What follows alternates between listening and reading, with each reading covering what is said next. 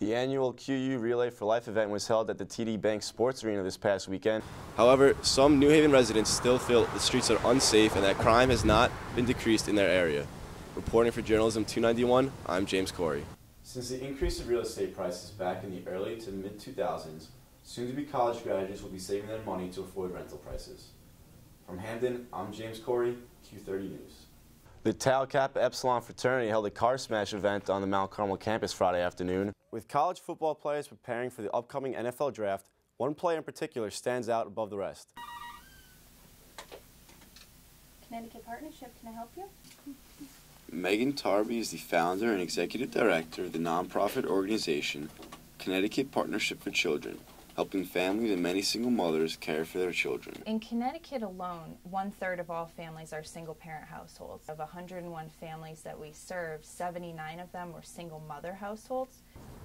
In 2012, the official poverty rate was at 15% in the country. However, for women between the ages of 18 to 64, it was 3.5% higher compared to men of the same age group. Even though unemployment rates tend to be lower for women, it's women who are actually more likely to work for low-wage industries earning poverty-level wages. I think the statistic is accurate because I personally know someone who's currently working at a fast food restaurant.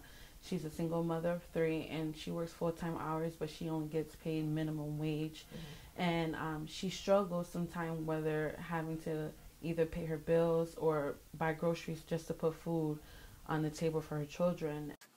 Nicole Pellegrino is also an intern for Megan's organization, and she has seen more than just her clients suffer living in poverty. The story that affects me the most is my aunt. Her and her husband were making very low wage in their profession, so they decided to try to open a business, and the business went bankrupt, and they felt far under poverty, and they really relied on our family to help them out. Megan has possible answers why more women tend to live in poverty. I think that the types of jobs that women and men are choosing also plays a role in what wages they're bringing in to their household. So, is being a social worker worth the lack of pay? If I can change one family at a time or help one family at a time, it will make me feel better that not everyone has to go through the same problems for the rest of their lives. From Seymour, I'm James Corey, Q30 News.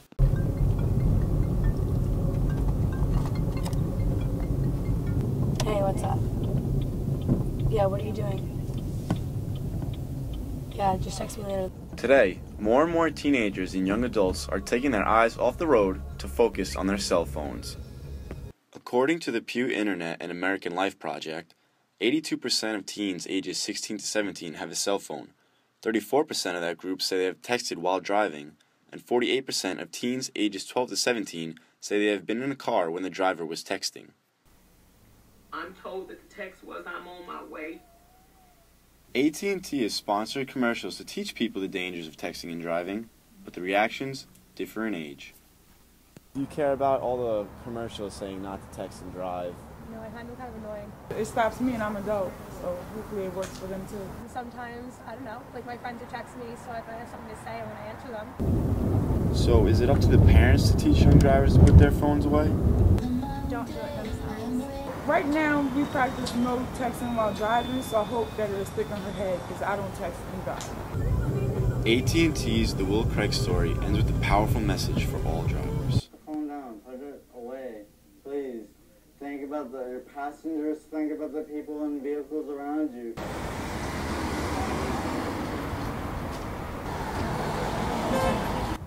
And just remember, before getting in the car, let's keep your phone in your pocket, because it can wait. From Hamden, I'm James Corey, Q30. After a few weeks of bad weather, the snow continues to build up at Quinnipiac University yet again. Quinnipiac's campuses have been covered with snow and ice and have been causing problems for many students. Some people have been telling me it's really hard for them to get to class. The university refused to cancel classes this morning, causing many problems for students living off campus, like senior Drew Olson. I think they should have canceled it, or if not, at least allowed the commuters to not have to come. And I have a little galant, so I'm slipping all over the road. It's pretty bad. And he's not the only one.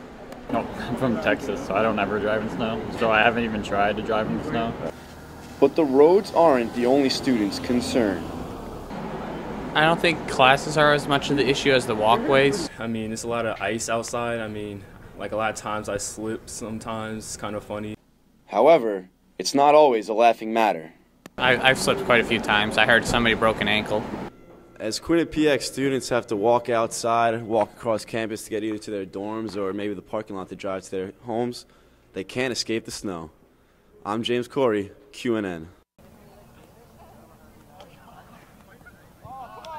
A common question for high school seniors 50 years ago was, are you going to college?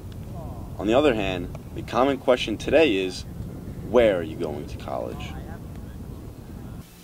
Between the ages of 25 and 32, the average unemployment rate for someone with a bachelor's degree is 3.8%, while that of a high school graduate is more than triple that at 12.2%. The average earnings for someone with a bachelor's degree is $45,500, $17,500 more than that of a high school graduate at $28,000. 86% say their degrees have been worth it or expect that they will be in the future.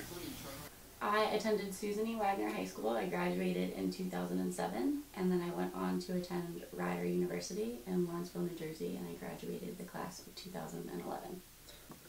Alexandra Corey now works for a company called Spa Finder in Manhattan, but she was previously faced with the burden of paying off loans and the current job market.